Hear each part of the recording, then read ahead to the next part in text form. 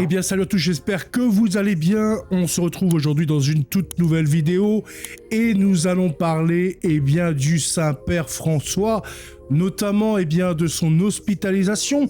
Alors je vais revenir auprès de celle-ci en faisant jour par jour pour voir un petit peu l'évolution ou la dégradation même de la santé du pape François. Nous allons également, dans la deuxième partie, évoquer le cas où le pape François décéderait. Qu'est-ce qui finalement se passerait dans l'Église catholique si ce dernier décidait de rendre son âme à Dieu? Alors, à moins que vous habitiez dans une grotte, tout le monde peut le savoir, le pape François a été hospitalisé le 14 février 2025. Le pape François, qui est donc âgé de 88 ans, a été admis à l'hôpital Gemelli de Rome ce 14 février 2025 pour traiter une bronchite qui s'est aggravée. Depuis lors, son état de santé a connu des hauts et des bas, passant d'une situation stable à un état plutôt critique, avec surtout des complications respiratoires et rénales. Voici donc un petit compte-rendu détaillé de chacun des jours de son hospitalisation jusqu'à aujourd'hui, 24 février. Alors, c'était le 14 février, jour 1, admission pour bronchite. Le pape François est donc admis à l'hôpital Gemelli en fin de matinée, après plusieurs jours de symptômes de bronchite. Donc déjà, la bronchite couvait depuis plusieurs jours. Le Vatican annonce qu'il subira des tests diagnostiques et recevra également un traitement médical. Les premiers examens révèlent une infection des voies respiratoires avec une légère fièvre. Son état est décrit comme stable et il reste serein lisant quelques journaux. Les engagements du coup prévus pour le 15, 16 et 17 février sont tous annulés. Ça nous amène au jour 2, le 15 février 2025. Une nuit calme et c'est le début des soins. Après une bonne nuit de sommeil, le pape prend son petit déjeuner et lit encore des journaux, selon encore le bureau de presse du Saint-Siège. Les évaluations médicales et les traitements se poursuivent et son état reste stable, sans fièvre notable. Le Vatican souligne que le pape reçoit une thérapie pharmacologique adaptée à son infection respiratoire. Jour 3, 16 février. Stabilité maintenue. Le pape passe une nouvelle nuit reposante et suit sa petite routine. Petit déjeuner, lecture de journaux et suivi de la messe à la télévision. Son état clinique est toujours stable, sans fièvre, et les traitements continuent normalement. Le Vatican indique qu'il a été recommandé un repos absolu pendant plusieurs jours, et les fidèles sont invités également à prier pour sa guérison. Et là, nous arrivons au jour 4 qui commence un petit peu à se compliquer. Et nous sommes donc le 17 février 2025, une infection plus complexe. Les tests révèlent une infection polymicrobienne des voies respiratoires, causée par plusieurs micro-organismes, rendant ainsi la situation clinique beaucoup plus complexe. Le Vatican annonce donc que l'hospitalisation sera prolongée et l'audience générale du 20 février est annulée. Malgré ça, le pape reste en bonne forme apparente, prenant son petit déjeuner et lisant encore les journaux comme à son habitude. 5e jour d'hospitalisation, le 18 février 2025, la santé reste toujours stable. Aucune nouvelle complication n'est signalée. Le pape passe encore une bonne nuit, prend son petit déjeuner et lit encore ses journaux. Son état reste stable, la fièvre est désormais terminée et les traitements se poursuivent. Les rapports indiquent qu'il est de bonne humeur, continuant à communiquer avec des prêtres à Gaza par téléphone, montrant son engagement pastoral malgré son état. Jour 6, 19 février. Continuité et diagnostic de pneumonie. La stabilité persiste, une bonne nuit, petit déjeuner et lecture. Cependant, des tests confirment une pneumonie bilatérale touchant les 2 poumons, ajustant davantage la thérapie. Le Vatican note que le pape respire de manière autonome et que son cœur reste stable, mais la gravité de son état commence à susciter des inquiétudes. Nous arrivons au jour 7, 20 février 2025, une légère amélioration. C'est une légère amélioration qui est rapportée donc par le Saint-Siège. Le pape se lève, mange et travaille depuis l'hôpital, signe d'un regain d'énergie. Il passe une bonne nuit et continue sa routine matinale. Les communiqués indiquent que son état clinique montre des progrès, bien que la convalescence s'annonce très longue. Jour 8, la fragilité de retour. On est le 21 février 2025. Le pape passe une nuit calme et poursuit ses activités habituelles, petit déjeuner, lecture, etc. Les médecins, lors d'une conférence de presse, précisent qu'il n'est pas hors de danger, malgré une réponse positive au traitement. Ils soulignent que la pneumonie bilatérale reste une menace, surtout à cause de son âge et de ses antécédents respiratoires. Une partie d'un des 2 poumons a été retirée durant sa jeunesse. Jour 9, nous sommes le 22 février 2025, état critique après une crise respiratoire. L'état du pape donc devient critique après une crise respiratoire asthmatique prolongée dans la matinée, nécessitant des flux élevés d'oxygène. Il reçoit même des transfusions sanguines pour traiter une anémie détectée. Le Vatican rapporte qu'il reste alerte, passant la journée dans un fauteuil, mais le pronostic est réservé. Les fidèles du monde entier intensifient leurs prières pour le Saint-Père. 23 février, jour 10. Critique mais stable, avec insuffisance rénale. Après une nuit paisible, le pape participe à la messe depuis son appartement au 10e étage de l'hôpital, assisté par son équipe soignante. Son état reste critique, mais aucune nouvelle crise respiratoire n'est signalée. Les tests sanguins révèlent une légère insuffisance rénale précoce, sous contrôle, et les transfusions ont amélioré ses niveaux d'hémoglobine. L'oxygénation à haut débit se poursuit. Ce qui nous amène au 24 février 2025, nous sommes le jour 11 et il n'y a pas trop d'évolution à ce niveau-là parce que le Saint-Siège dira aujourd'hui « La nuit s'est bien passée, le pape a dormi et se repose ». C'est donc ce qu'a déclaré un bref de ce matin même, le 24 février 2025, au 11e jour de son hospitalisation. Donc l'hospitalisation du pape François, initialement pour une bronchite, a évolué en une situation médicale assez complexe avec une pneumonie bilatérale, une crise respiratoire et une insuffisance rénale précoce. De la stabilité des premiers jours à l'état critique actuel, son séjour à l'hôpital Gemelli reflète la fragilité de sa santé à 88 ans. Les prochaines heures seront peut-être décisives pour évaluer s'il peut surmonter ou non ces complications.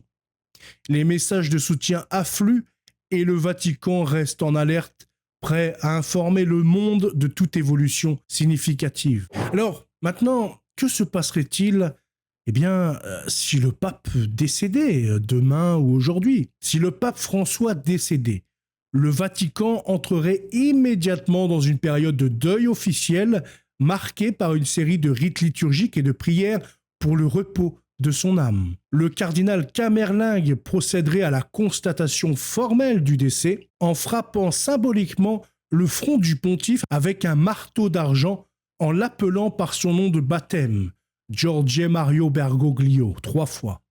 Une fois la mort confirmée, le Saint-Siège annoncerait officiellement la nouvelle au monde entier, plongeant l'Église universelle dans le recueillement. Son corps serait exposé à la basilique Saint-Pierre, permettant aux fidèles de venir lui rendre un dernier hommage. La liturgie des funérailles pontificales serait célébrée sur la place Saint-Pierre, selon les rituels codifiés du Vatican. Suivrait ainsi donc les Novendiales, une période de 9 jours de deuil, où des messes solennelles seraient dites chaque jour. Et donc nous en venons à la sede vacante et au conclave. Le siège apostolique deviendrait vacant, sede vacante, donc siège vacant. Durant cette période, le Camerlingue gérerait les affaires courantes, tandis que les cardinaux se réuniraient en congrégation générale pour préparer ce nouveau conclave, c'est-à-dire la nouvelle élection du nouveau pape. Les 137 cardinaux électeurs, ceux de moins de 80 ans, seraient convoqués à Rome pour l'élection du prochain pape. Selon le canoniste grégorien Vincenzo, le conclave pourrait débuter 15 à 20 jours après le décès, comme le prévoyait Benoît XVI en 2022, afin d'éviter les interférences médiatiques. Le vote exigerait donc une majorité des 2/3 des voix des cardinaux. Le profil des papabili. Plusieurs noms émergeraient parmi les favoris. Nous avons l'aile progressiste, Pietro Parolin, 70 ans, secrétaire d'État. Diplomate chevronné, proche de François, il incarnerait la continuité réformiste. Matteo Zuppi, 69 ans, archevêque de Bologne, médiateur de paix ouvert aux questions sociales, il séduirait les progressistes. Jean-Claude Olric, 66 ans, archevêque de Luxembourg, figure de l'ouverture doctrinale favorable à des évolutions sociétales. Luis Antonio, 67 ans, préfet de la Congrégation pour l'évangélisation des peuples, favori des milieux progressistes proches de François, partisan d'une église plus inclusive. Robert McElroy, 70 ans, cardinal américain, ultra-progressiste, partisan de l'intégration des divorcés remariés et des évolutions doctrinales. Maintenant, pour l'aile conservatrice, nous avons Raymond Léo Burke, 76 ans, cardinal américain, défenseur inflexible de la doctrine traditionnelle et critique des réformes de François. Nous avons Robert Sarah, 79 ans, donc il faut que son élection ait lieu avant le 15 juin 2025. Préfet émérite du culte divin, figure respectée du traditionnalisme, attaché à la liturgie latine. Gérard Ludwig Müller, 77 ans, préfet émérite de la doctrine de la foi, théologien rigoureux, critique des tendances modernistes. Nous avons également Wim Elgick, archevêque d'Utrecht, très critique envers le progressisme doctrinal, proche de Benoît XVI. Nous avons également Fernando Filoni, 78 ans, ancien préfet de la Congrégation pour l'évangélisation des peuples, conservateur influent, ancien diplomate du Vatican. Nous avons également Dominique Momberti, 72 ans, préfet du tribunal suprême de la signature apostolique, défenseur de la tradition et de la discipline ecclésiastique. Avec donc 66% des cardinaux électeurs originaires d'Europe et d'Amérique latine, une élection d'un pape africain comme le cardinal Fridolin Mbogo de RDC ou asiatique, comme le cardinal Charles Mongbo de Birmanie, serait historique. Les premiers gestes du nouveau pontife. Après son élection, ce nouveau pape devrait choisir un nom de règne, un choix hautement symbolique qui reflèterait l'orientation de son pontificat. Un Grégoire XVII évoquerait une volonté de restaurer la discipline ecclésiastique et de défendre la tradition face aux turbulences modernes, tandis qu'un Léon XIV rappellerait la doctrine sociale de l'Église et un combat ferme contre les idéologies séculières. Un Pie XIII, dans la lignée de Pie XII et de Pie XI, serait perçu comme un retour à une intransigeance doctrinale face aux dérives du monde contemporain, alors qu'un Benoît XVII signifierait une continuité avec l'héritage intellectuel et liturgique de Benoît XVI, etc. Une fois ce choix décisif fait, le pape nouvellement élu revêtirait l'habit blanc pontifical et se préparerait à sa première apparition publique. Tandis que la fumée blanche s'élève toujours de la cheminée de la chapelle Sixtine, la clameur monte sur la place Saint-Pierre, où une foule immense attend dans l'émotion et la ferveur. Après quelques instants de suspense, le cardinal protodiacre s'avance sur la loggia et proclame solennellement en latin « Annuncio vobis gaudium magnum, habemus papam ». Je vous annonce une grande joie, nous avons un pape. Annuncio vobis gaudium magnum, habemus papam.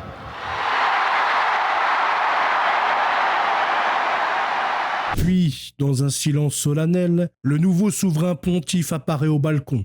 Son regard balaie la foule, conscient du poids de sa charge, avant de prononcer ses premiers mots, une indication précieuse sur la tonalité de son règne. Dans un moment empreint d'histoire et de spiritualité, il accorde ensuite la bénédiction Urbi et Orbi, bénissant Rome et le monde entier, marquant ainsi officiellement le début de son pontificat. Eh bien, écoutez, je pense que nous avons fait le tour pour cette question.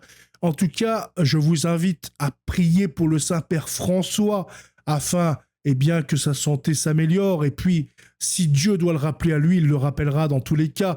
Mais prions pour son âme quand même, que vous soyez ennemi du pape François ou alors que vous soyez très critique ou vous l'aimiez ou peu importe. Priez quand même pour lui, priez pour son âme afin que Dieu lui fasse miséricorde, priez pour sa santé qui se rétablisse si Dieu le veut. En tout cas, voilà, ce n'est pas un moment où il faut insulter un Saint-Père, peu importe ce que l'on croit le concernant et ce qu'on pense croire le concernant surtout. Je vous souhaite une excellente soirée, à bientôt, salut.